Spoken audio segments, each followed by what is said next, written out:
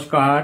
মাটি ফাটছে, গ্রীষ্মের তপ্ত রোদ্রে মাটি ফাটছে, জল শুকাচ্ছে, আকাশ বাতাস হচ্ছে তপ্ত। গ্রীষ্মের দুপুরে সব বন্দি গৃহে, ঘর হতে যায় না বার হওয়া।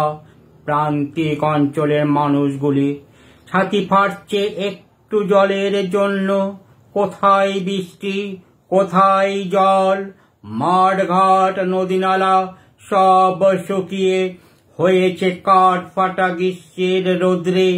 মাইলের পর মাইল ছুটছে সব একটু জলের জন্য।